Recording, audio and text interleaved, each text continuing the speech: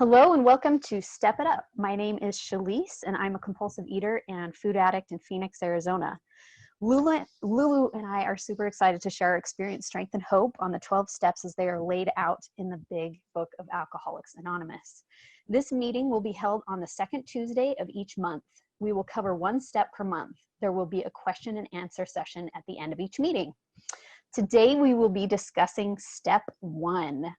And Lulu will now share her experience with step 1. Okay, so we're gonna each take a quick little 5. Is that what we're gonna do? A little intro 5 minutes? Yep, Shalece? that's correct. Yeah. Okay, my name is Lulu. I'm a compulsive overeater, and I would love to put my video on because I even put lipstick on today. I mean, really. That's what happens when you think you're great, right? Okay, so, I'm kidding. Okay, step 1. So I was thinking about when I was in my step 1, when I was considering this admission that I needed to make and like what that actually means and what that looks like. The first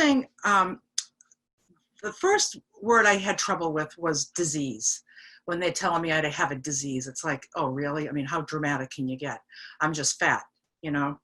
And then it was suggested to me to entertain the idea of what the word disease actually means. So we considered other words that start with DIS, and that would be like discontinue is to not continue. Disassemble is to not assemble. Disapprove means I don't approve. Disoriented means I don't know where I am. Disappear means gone, right? Disconnect means I'm not connected. Disease means I am not at ease. I am not at ease because I have this compulsive thing going on with me. I looked up compulsive in the dictionary, relating to an irresistible urge, especially one that is against one's own conscious wishes, uncontrollable, overwhelming, urgent, obsessive, and addictive. And that's my relationship with food. So I am not at ease in my life because of this compulsion that I have. It's kind of like that obsessive mental twist. Like I just have this liar that lives in my head, and I remember the pleasure from food and I forget the pain. And so I was convinced, yes, I am not at ease with food. It's been running my life. It has been running my life. When I'm eating, I wish I wasn't. If I wasn't eating, I wish I was. And and what it came down to was that, I really wasn't hungry for food. I was just hungry for ease, just for some peace and safety and ease of life. That's what I was hungry for. And I didn't have it. So that's how I swallowed the word disease. And I think that was the first thing I needed to do in order to see myself different than somebody that would have success in Weight Watchers, somebody that would have success with any of the diet just eat less and exercise. Yeah, those people, that's not me, okay? And just so you know, I'm still talking with my hands because I'm Italian, but nobody can see me. I'm just like, woo, my hands are going everywhere. So it almost seemed like it was kind of a life sentence, but actually it turned out to be an opportunity of a lifetime. It's been said that, sometimes despair and pain can energize us with such an intensity to change that we don't normally possess. It's like I needed this intense energy to make me want to change, like for real. No more talk, all talk, no action. I needed action. And this program is the program of action. And so the first thing I needed to do, Shalece, are you timing me? Okay. Yes, I am. Okay. So the first thing I needed to do was admit that I was powerless over food. I have to admit that I'm powerless over food. Well, I know I really don't have power over it because how many more decades do I need to look at this to see the truth? So that admission of powerlessness seemed that it would be Thank you. It seemed like it would be, I need to say how weak I am. This is how weak I am. I am a worthless, weak, diseased person. And basically, I had to think about, from this kind of, egotistical control freak, I had to think of how I had to think about the strength that I needed to muster up to admit powerlessness. So my powerlessness admission came from a total place of strength that I didn't even know where it came from. But I was just like, yes. And my life is unmanageable. Well, I'll talk about that. Shalece and I are going to go back a little bit, back and forth. And but I'll talk about the unmanageability and how I was balking at that, because I balked at like everything about this program. I just wanted the diet, lose weight, and see you later.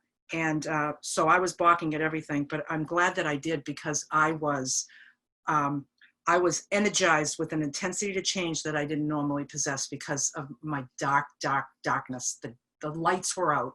The lights were out. Thank you. Thank you so much, Lulu, for sharing your experience.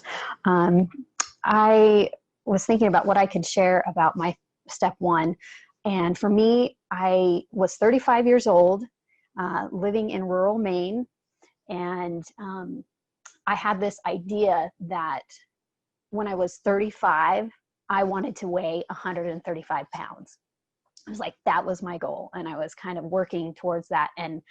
But my life was a mess at that time. We had just made a big move, and my marriage was really struggling. I was just trying to keep my head above water. And so I was turning to food a lot to cope and to manage my life, and it just wasn't working. I didn't realize that's what I was doing, but my weight just got totally and completely out of control. And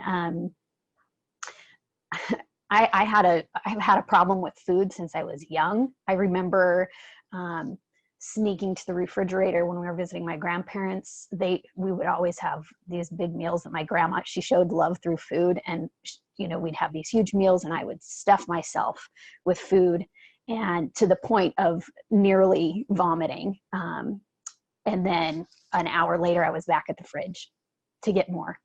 And I remember just really struggling with my weight. I wasn't super obese as a child, but I was a little bit bigger, and it was really uncomfortable for me, just the image that I had of my own body.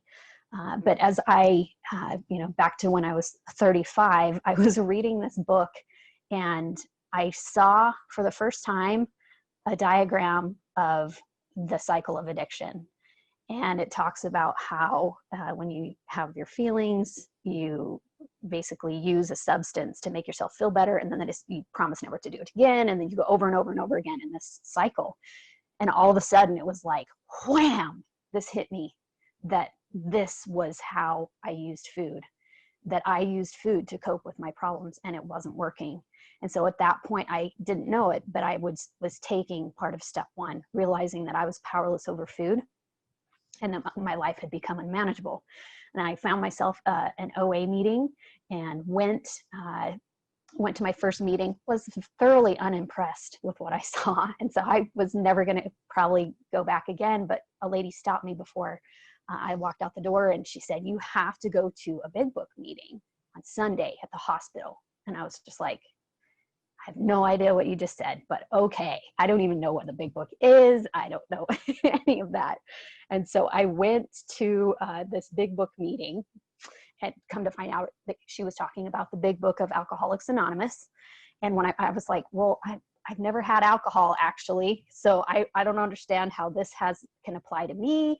And at that very first meeting that I went to, but my second meeting, my first big book meeting, the ladies made a unanimous decision, since they had a fresh newcomer, that they would read the doctor's opinion. And in that meeting, I came to understand a little bit about what powerlessness means. And the powerlessness over food for me means that I have a physical allergy to certain substances. When I put those substances in my body, my body has a physical reaction to them. It causes cravings and I can't stop. And then I have another problem, that I have a mental twist. My mind tells me that the food will make me feel better. And so it's just this, I am powerless over the reaction that my body has to certain substances, and I'm powerless over my mind. These are two things that are just totally and completely out of my control. And at first it was kind of like this devastating thing for me, like, oh my gosh, I'm a food addict. I am powerless over this. And it was just like devastating. And then all of a sudden it was like, oh, I'm powerless over this. It's wonderful. I'm powerless over this. There is a solution, and it's not me. I have this disease. I cannot control it, but there is a solution. And so I'm really grateful for the opportunity that I've had since that time to work the steps of Alcoholics Anonymous as they're laid out in the big book. And this book has become to mean a lot to me, and I love sharing it with others and sharing what I've learned. And with that, I will pass on this section. Turn it over to you, Lulu. Hi, it's me again. I'll turn my video on. I want to try it, but I'm afraid it's going to blow up or something. So anyway, so yeah, so recovered. There's people in program that don't use the word recovered because they consider themselves always recovering, and they just say, I'm recovering alcoholic, I'm a recovering food addict. And but if you look on the cover page of Alcoholics Anonymous, the story of how many thousands of men and women have recovered from alcoholism. So recovered is an appropriate thing to call yourself if you have recovered from, if I've recovered from food addiction. So the difference between recovered and cured, like of a disease, okay, is if I'm recovered, the symptoms of my illness are removed.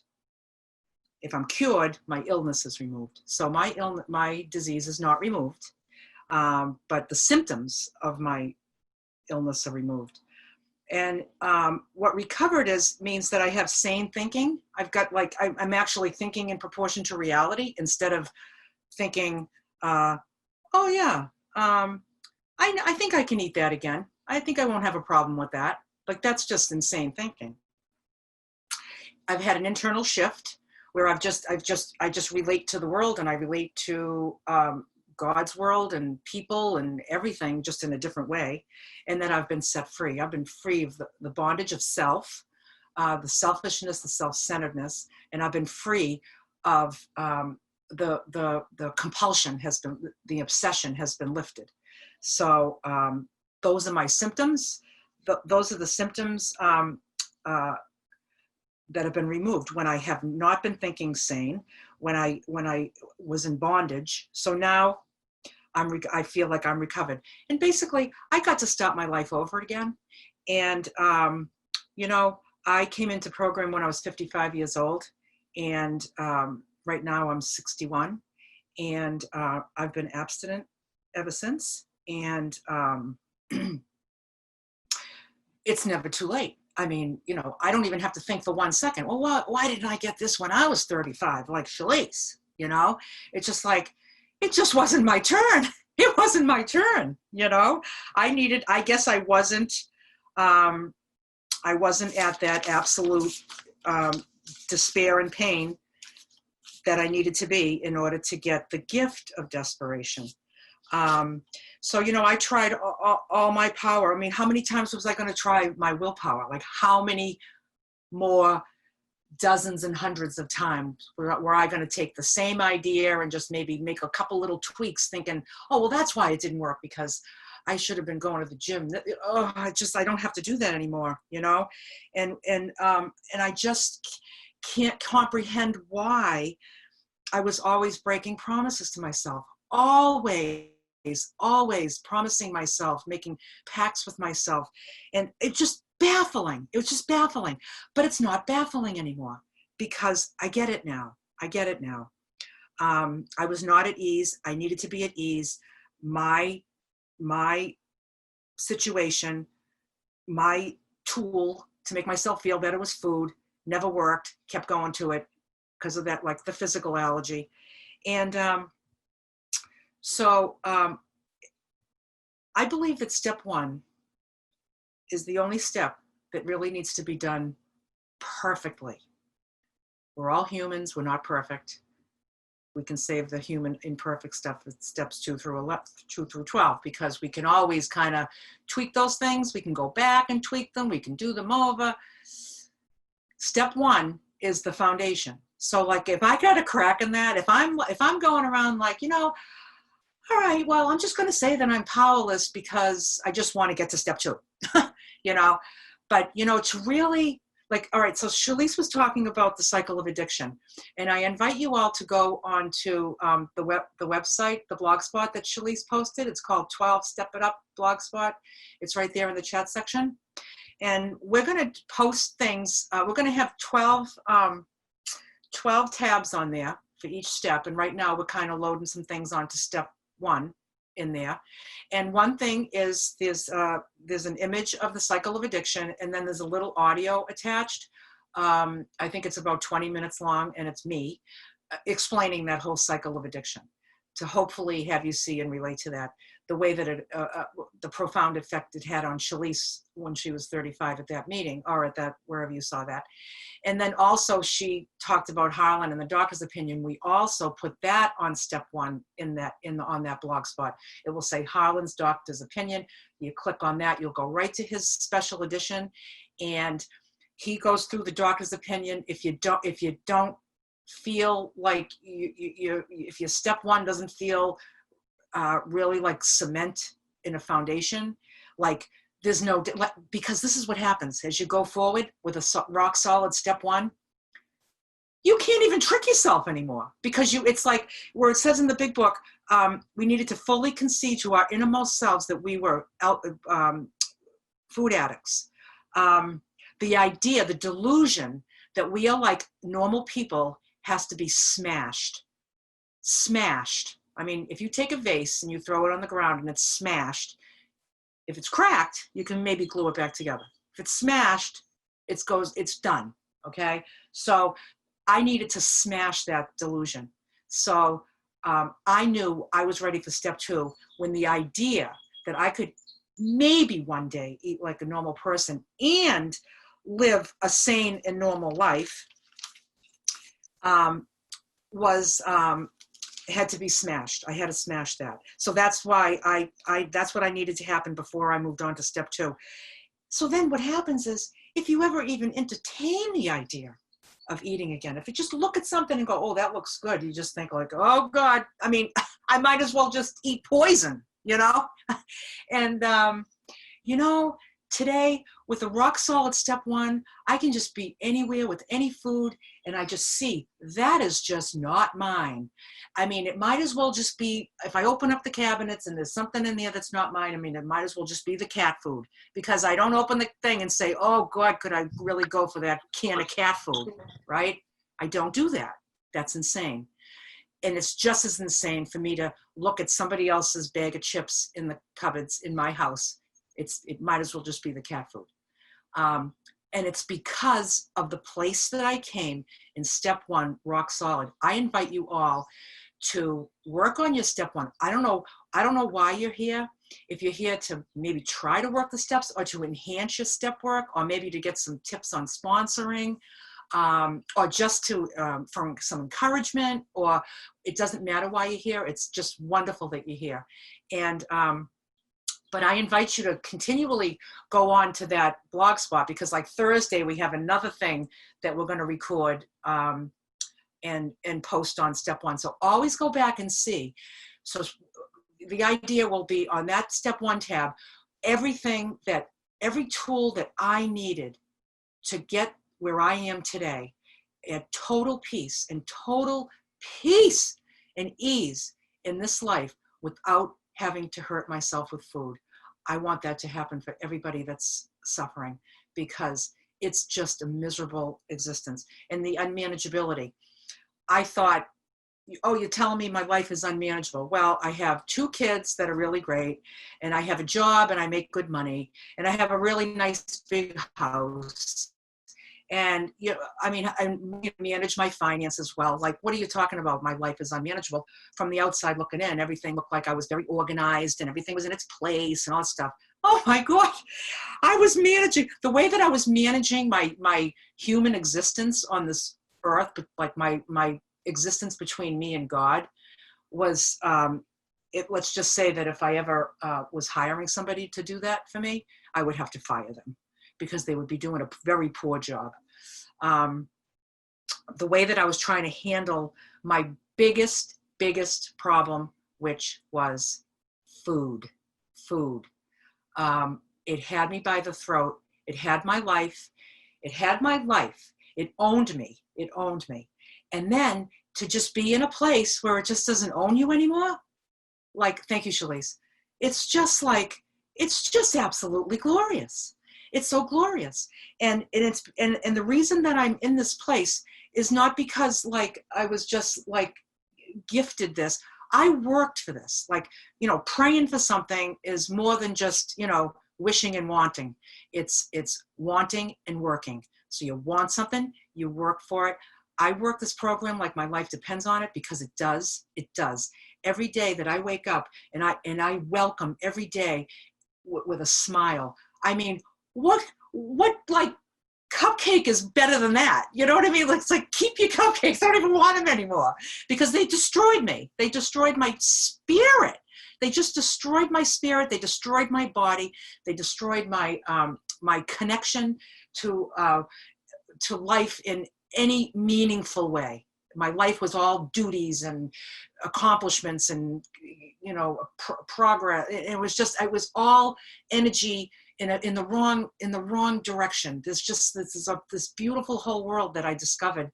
And I got to start my life over again. Like I said before, I get to start my life over again. That's what I got to do. And I am so, so grateful. And I invite you all to, I know my time is up, but I just want to say, anybody that has any questions about step one, if you have, you visit that blog spot and look for the things that we're posting, because we're going to be recording some really, really good stuff. And I want you to be in a place, in this same place, smashed, the idea smashed. Thank you. Thank you, Lulu. So back to that day when I discovered what the real problem was. It's like, yes, wonderful. Okay, now I understand what the real problem is, because up to, you know, that point in my life, I thought that food was the problem, thought that diet was the solution, and I was in that yo-yo thing. I had several ranges of clothes in my closet that would fit at certain times, and then they wouldn't fit at other times. So it was just like this yo-yo back and forth, and it was just kind of miserable. So I was very excited to have discovered what the problem was. So it was fabulous. It was kind of like getting to base camp at Mount Everest. Okay. So it's great to be at base camp. And then you look up and you're like, oh crap. Well, I got a lot of work to do. So the first thing that my sponsor had me do when I came to realize that I had this physical allergy. Yes, I identified with this. Nobody told me that I was a food addict. They weren't like, I didn't come in and they were like, yes, you have this physical allergy and you need to do this and you need to do that. No, what I heard was, I have this physical allergy, and when I eat these things, this happens. I have cravings. I can't stop. And so I identified with that, and I said, yes, I have this thing. And so I saw people around me in the room that were not compulsively overeating anymore. They were in healthy sized bodies. They were talking sanely. They were in a state of peace. And so I picked one and I asked her to help me. And I asked her if she'd sponsor me, and luckily she said yes. And she would always, you know, when we talk about anything, she would say, are you willing to do this? Are you willing to do that? And I'm very grateful that I was in a point and had suffered enough pain to be willing to try the things that she suggested. If I had not been in enough pain and I thought I could manage it myself still, I probably would have been like, nah, I'm not willing to do that because, you know, I'm just not done. But I was done. I was done. And something that really, really helped me, she helped me. So I got this at my first meeting. I heard sugar, flour, artificial sweeteners. And so I was like, okay, sugar, flour, artificial sweeteners, got that. Okay, so if I just avoid those things, then I'll be good. And so my sponsor, I actually had a food plan that was given to me by a physician that I had followed in the past that was free of all of those substances. So I kind of brought it to her and I said, what about this? Would this work? And she said, sure, yeah, that'll work. And it was actually 6 small meals. So I tried that for a little while, and my digestive system did not work well with that. It just didn't. And so she suggested, she said, well, would you be willing to try this? And so I said, yes, okay, I'll be willing to try that. And it was a 301 plan, 3 meals a day with nothing in between, 1 day at a time. It was terrifying. I was absolutely terrified by this plan because I was a binger. I could not go 30 minutes without binging. And so it was terrifying. I'm like, I'm going to starve, because in the diet mentality, right? To lose weight, you've got to starve. And this was exactly my experience with the 301 plan has been exactly the opposite of that. I am happy, satisfied. I have weighed and measured meals 3 times a day that supply everything that my body needs to function. And I do not experience cravings. I do not experience excessive ravenous hunger that I used to experience when I was eating alcoholically. And I'm so, so grateful for that. And I'm going to share, this isn't an OA meeting technically, so I'm going to share a resource that my first sponsor, shared with me that helped break me out of that diet mentality. It is a book by Kay Shepard. It's called Food Addiction, The Body Knows. I will put that in the chat section later. It's something that can be ordered on Amazon, or actually you can get it on Kindle if you're interested in it. But it really laid out what food addiction, how it works, why a food plan, why you need a food plan as a food addict, what it looks like. And it totally helped me to understand the purpose of a food plan. And for me, I have come to understand that the purpose of a food plan is not to lose weight. Oh my gosh, what a concept, okay? Like, this was something that I needed to come to understand. The purpose of a food plan is not to lose weight, though that will be a happy side effect. If I follow this food plan, I will lose weight. That I do have a goal, and in our abstinence statement in OA, it is that we are working towards maintaining a healthy body weight. So that is one of our goals, but it's not the purpose of my food plan. The purpose of my food plan is to put those substances down: sugar, flour, artificial sweeteners. And volume for me is another issue. Volume is a trigger. So I weigh and measure my food. I do not have an off switch in my brain for food. I do not know when it's enough, even with healthy foods. I could binge on anything. But if I have these solid boundaries, and a food plan helps me put solid boundaries around food. I've had an abusive relationship with food, and a food plan helps me put healthy boundaries around food so that I am not abusing it anymore, and it's not abusing me. So the purpose of it is to put those substances down, to clear them out of my body. And there is a withdrawal period actually from food as well. I experienced fatigue, irritability, headaches, tiredness, all of these other things that you might hear from somebody that is going through withdrawal from alcohol or drug addiction or any other substance. I experienced those things because it's a physical, it's those physical issues. But once I was over those things, it opened up a whole new world. All of a sudden, I began to be able to think clearly. It was like this heavy cloud or fog had been over my head, over my brain, and that began to lift. And so the purpose of the food plan for me is to get rid of those cravings, so I'm not experiencing them anymore, and that my thinking becomes clear enough so that I can actually work the rest of the steps. if I don't put that down, there is no way on earth that I'm going to have the mental clarity to be able to do what is needed. Again, thinking of recovery as being Mount Everest, it would be like going to Mount Everest with just the wrong equipment, like just a pair of shorts and a t-shirt. I'm not going to be able to do, I'm not going to be able to do what I need to do to climb if I don't have the right tools. And again, the food plan is a tool for me to be able to move forward in working the steps. Just another thing that I had to put down was my obsessive compulsive use of a bathroom scale. I used to weigh myself several times a day, and the number was never pretty. It was never what I wanted to see. And actually sometimes it was when I was on a diet, right? So my whole mood was just based on and around this number on a scale. And something that my first sponsor said to me that has stuck with me is, if you take care of the kitchen scale, the bathroom scale will take care of itself. And I saw that. I trusted that that her experience, I saw her, she was a normal, healthy body weight. I was like, okay, that's what she did. That's what I'm going to do. And it has just made such a difference for me in breaking my mind. And it took time to retrain it because I had so much stock in my value as a human being was connected to that number on the scale. And so, or my success or my failure or whatever.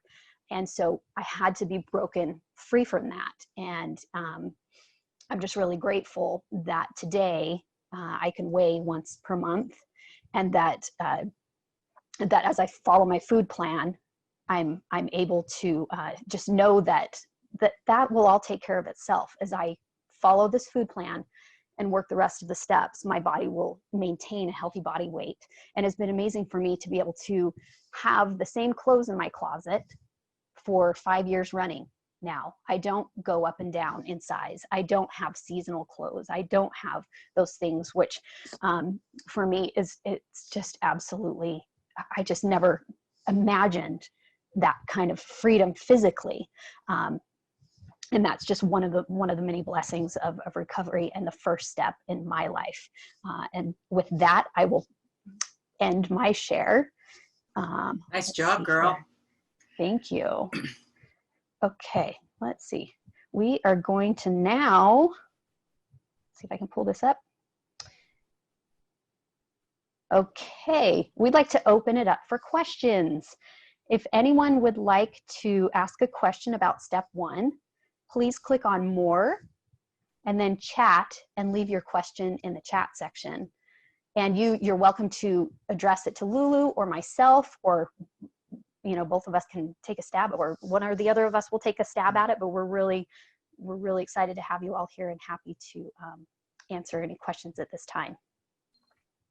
And Shalece, speaking of that admission of powerlessness, my life is unmanageable. When you talked about I'm just having a chat while we're waiting for questions. That the volume, that's a big thing. It's like, you can put down those addictive substances all you want, but if you eat, not only eating alcoholic foods, that's what I call them. I call them alcoholic foods, but I eat alcoholically too. I eat alcoholically, and it's just such a gift to be freed of that. And it all started with step 1.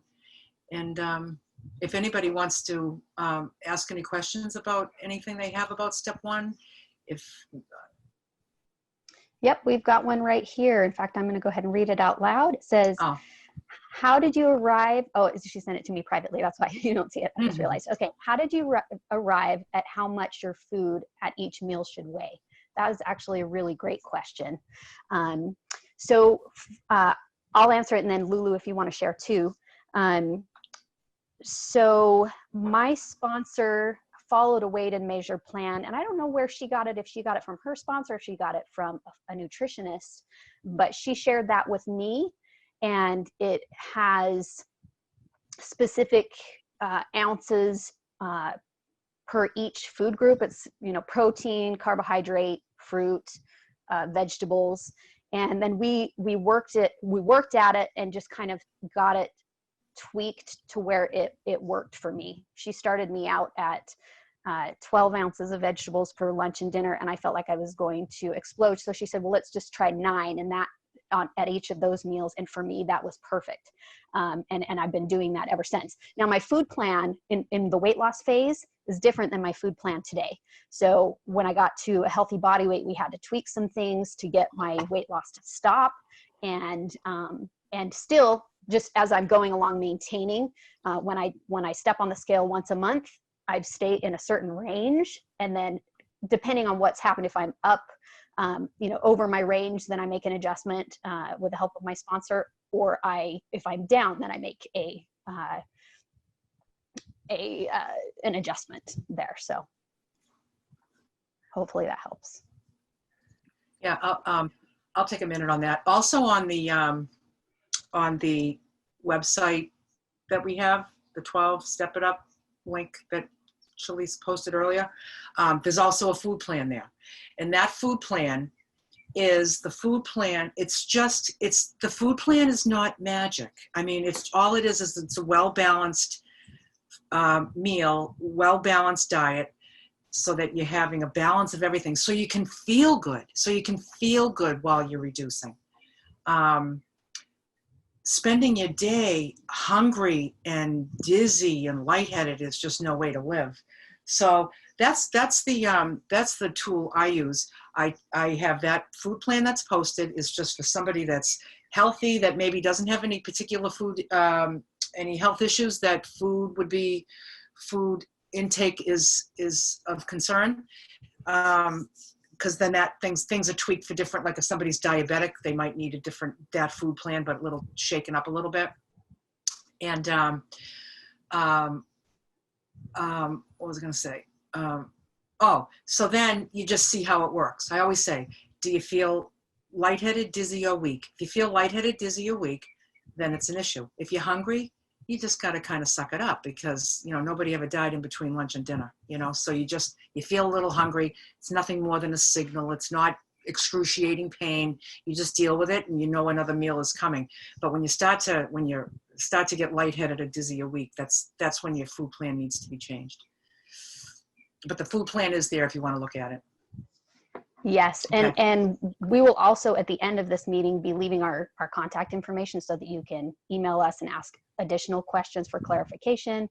And we also have other resources to share. As if you're ready and you want to get on a food plan, we can help you with that. We've got other people that we know that we can refer you to help you with that as well. So let's see here. Do you see another question, Lulu? Thank you both. Let's talk specifically about artificial sweeteners and substitutes. Mm-hmm. Do you want me to do that? If you want to. Or do you have? Yeah, I'd love to. Okay, go ahead. No, go for it. Go for it.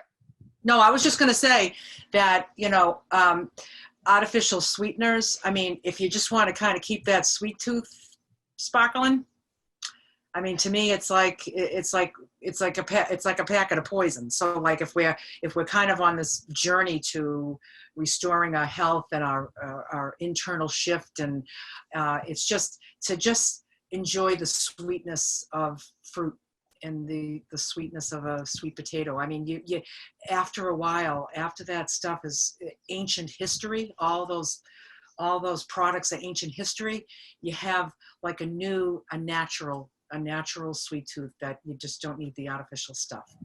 And I think that artificial sweeteners, although they're not sugar, I think that they can spark cravings. That's my opinion on that. What about you, Shalece? Yeah, amen to that. I was just going to say, in that book that I was talking about, Food Addiction, The Body Knows, that's where I came to understand that artificial sweeteners, my body cannot differentiate between real sugar and fake sugar. And it does, for me, cause cravings. And so I know that if I were to put those artificial sweeteners, and actually I know this from experience because I did let go of sugar for a while. And I was like, before I knew any of this, I had been on diets where it was just, natural sweeteners like honey or agave or those things. And they led me straight back to the sugar eventually. So for me, again, like you, I don't need that in my life. And I don't know if it's this way for you, Lulu, but everything just tastes better when I don't have that stuff in my body. I love my vegetables. Oh, yeah. I love fruit now. I enjoy everything so much better. I hated vegetables. I didn't even really like fruit that much, but man, I just enjoy it, but it doesn't cause those cravings. There are some fruits that cause cravings for me, and they're not a part of my food plan. So I just am very careful about those things. If it sparks a craving, it's gone. It's gone. It's not worth it for me. When it's taking up space in your head, like if you're going to have, strawberries with your breakfast, and the night before you're going to bed and all you're thinking about is those damn strawberries, and you wake up in the middle of the night to use the bathroom, you're thinking about the strawberries, you're looking at the clock waiting for, you might want to say, like, I think I have an unhealthy relationship with strawberries. You might want to kind of, say, like, how about if I have, like, have an apple instead and see what happens, because it's that mental twist. It's like, there's just something about that. But I was just noticing that somebody was asking about food dreams. I don't know. There's two kinds of food dreams. They're the ones that that you're afraid of eating, or you're tempted by eating. You're experiencing like temptation. Then there's other ones where you're pigging out. I don't know. I call it a freebie. I'm like, wow, I had a pizza last night while I was sleeping. It was delish. I forgot I haven't had that in 6 years. But and then I wake up so great. Then you get the panic when you start to wake up and you're just like, oh my God, what happened? And then you're like, yay! But I don't. I'm still abstinent. Thank God. It's probably happened to me twice in 6 years. I call them freebies. What about you, Shalece? Do you have?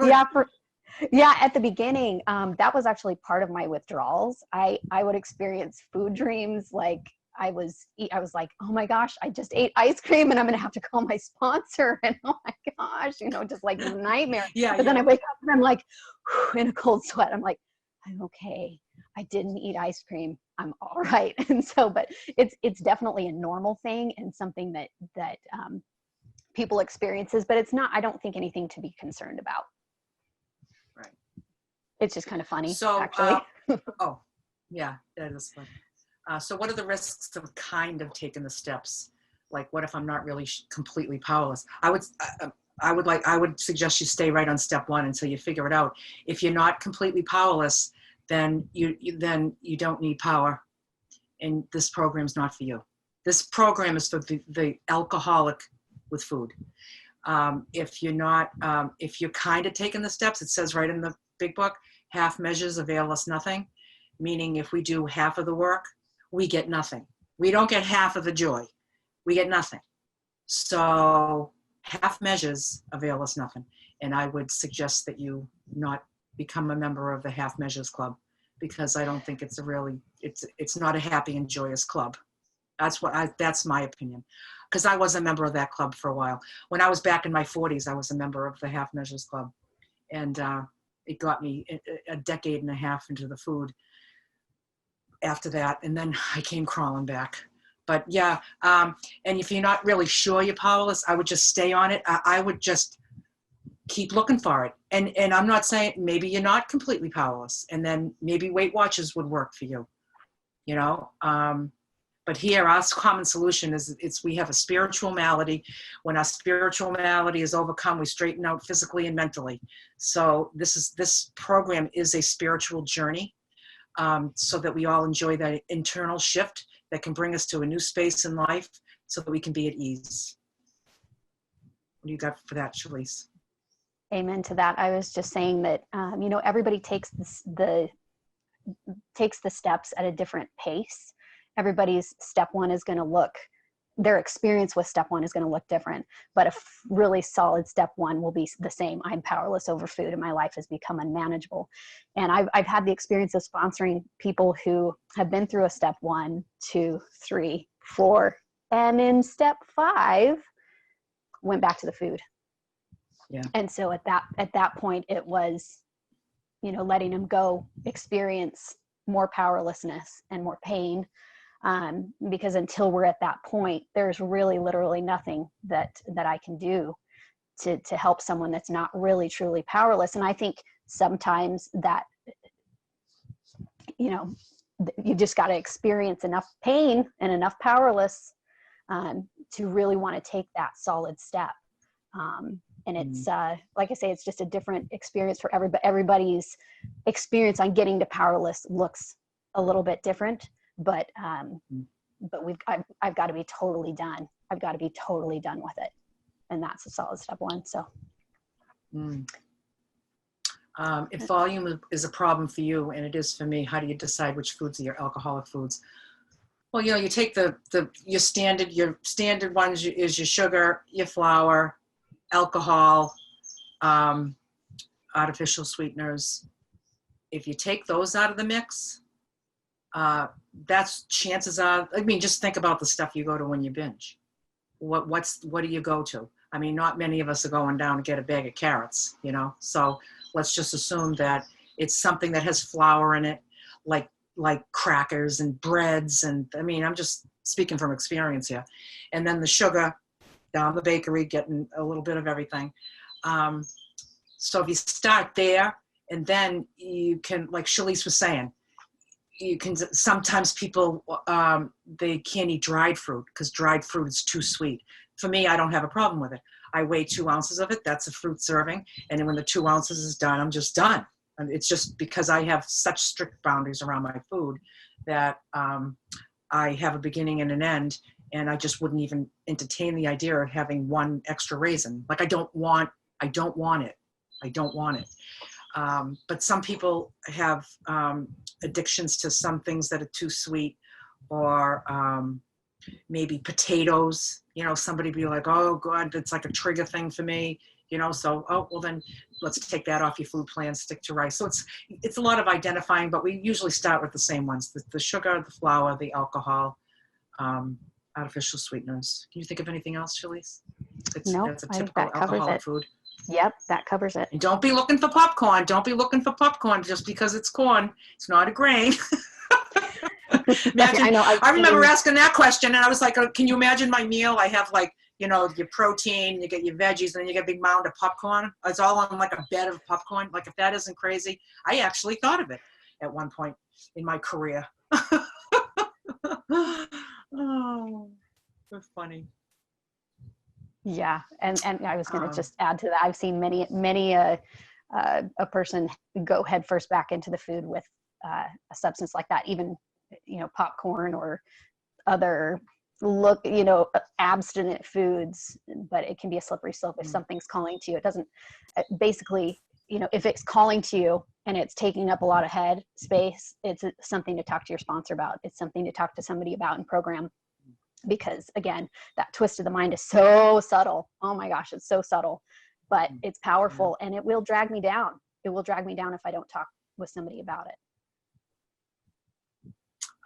There's a question here about when do you get to that point of being around certain foods and being able to look at it like it's cat food. A lot of the big wonderful promises of this program are in step 9. If I could just take 1 second. And so if we are painstaking about this phase of our development, we'll be amazed before we're halfway through. So this phase of our development that they're talking about is step 9. So it's after the step work. When you go through this step work, it says, we'll be placed in a position of neutrality, safe and protected. We will seldom be interested in food. If tempted, we recoil from it as from a hot flame. We react sanely and normally. We can see that our new attitude towards food has been given to us without any thought or effort on our part. It just comes. That's the miracle of it. We're not fighting it. Neither are we avoiding temptation. We feel as though we have been placed in a position of neutrality, safe and protected. We haven't even sworn it off. Instead, the problem has been removed. It doesn't exist for us. I'm telling you, I read that when I first come in, and I was like, yeah, right. Let's see that happen. And it happens. It happens if you work the program. You don't kind of work the program. Half measures avail us nothing. You got to do the whole shebang. What do you got on that? Shalece, anything? I'm just an amen. I think couldn't have been more perfectly put. I don't have anything to add to that. We got a question on grazing. That was Yes. my pre-OA food plan. I just grazed. I don't really remember making meals. I was definitely a grazer. That's just a bad habit. That's a bad habit. That's like a constantly, that's when your whole life is just doing nothing but eating and dishing it in and little bits, and you're only having little bits so that you justify it. Oh, it was just little, it was just little, it was just little, it was just little. And then I was trying to figure out why I was 241 pounds, you know? Yeah. But the grazing, yeah, the thing is when you define your abstinence is three meals a day. Like, just, you eat 3 times a day. You don't have to, then you just have a life in between. Right, Shalece? Yeah, I was just going to say I mentioned that I was absolutely terrified of a 301 plan because I was like, I'm going to starve, you know? And with the right amounts of food at each of those meals, oh my word, it was such freedom, because all of a sudden I wasn't thinking about food. I wasn't dreaming about food. I wasn't figuring out what I was going to do next to get it. It was just like, I knew when I was going to eat. There was a beginning and an end to each meal, and I could live my life, you know, and it was such freedom. And so, yes, for sure, absolutely, the 301 plan, it completely eliminates grazing. It doesn't exist, because I do not eat between meals. Someone can hand me a carrot stick. It's abstinent, right? Not if it's between my meals, and if it's not weighed and measured. It's not abstinent for me. And it's so black and white for me that, my abstinence has to be as black and white for me as an alcoholic's black. It's like, no, I just don't do that. I don't eat a carrot stick between my meals. And it's just so freeing. I just don't think about it. Somebody is asking about, that whole life in between. That's the step work. Once you have that, they say, you don't start renovating the house until you put the fire out. You don't go renovating the house when it's still on fire. So we got to put out the fire, and that's the compulsive eating, that draw to think that food is just everything that you need and there's nothing else to do. When I put the food down, I was like, what am I going to do with myself? I will never have another fun day as long as I live. I know it. I'm never going to have fun again. Every party is going to suck. Every dinner is going to suck. It just sucks. And it was just a rawness. I didn't know how to do life in between. I didn't know. I mean, what do you do? Like, what do I do? It's like everything. Now I'm not drinking. I'm not eating. It's just like, I might as well just just lock myself in a room.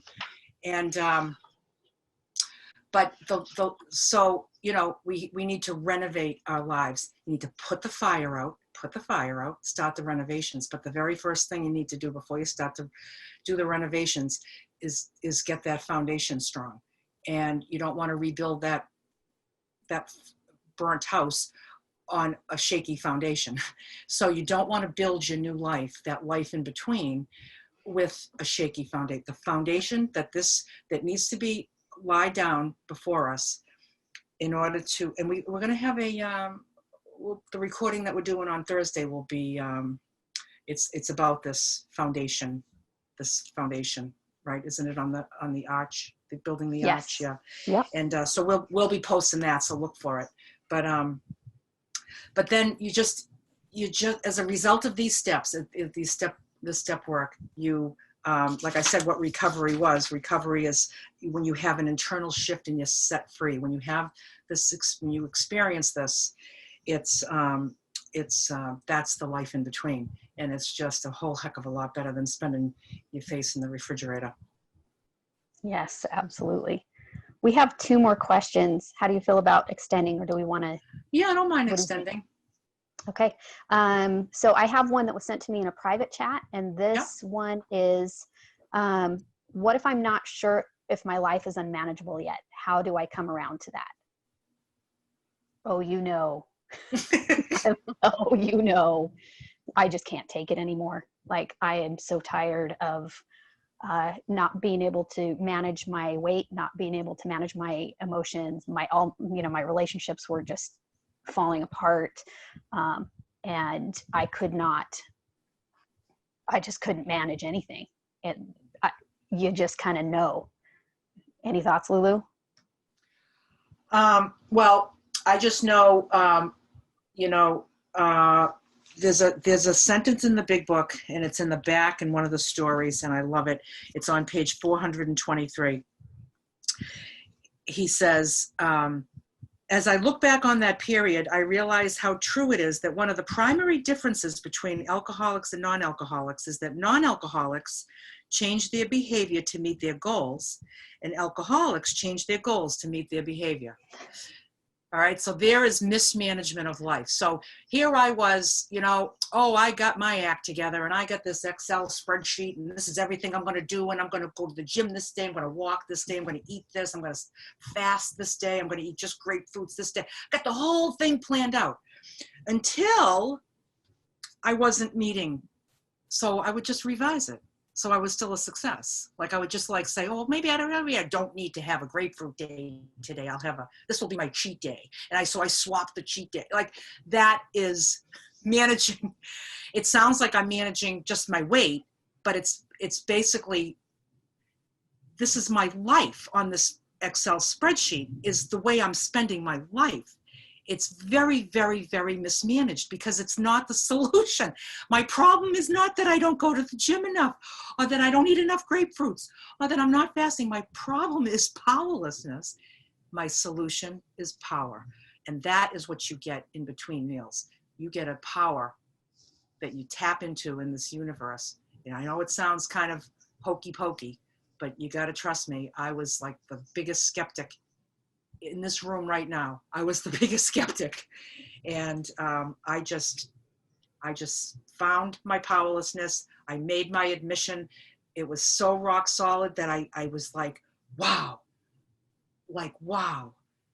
And my foundation felt really, really strong. And then I built and I built and I built. And my mind was so open, a whole new level of open-mindedness that I never even knew existed, opened up for me. And life has changed. And it can happen for every single person that's listening right now. Thank you, Lulu. Actually, it looks like that's all the questions we have. You answered the other one that was in the chat that I was thinking of. So we will go ahead and conclude. We just want to thank you all for participating in this meeting. Lulu and I will be available via email to answer any additional questions that you have regarding this step or the program of recovery. And we will post our emails in the chat section. Let me put that there. And then a voice recording of this meeting and other helpful resources can be found at the link in the chat section. It is 12stepitup.blogspot.com.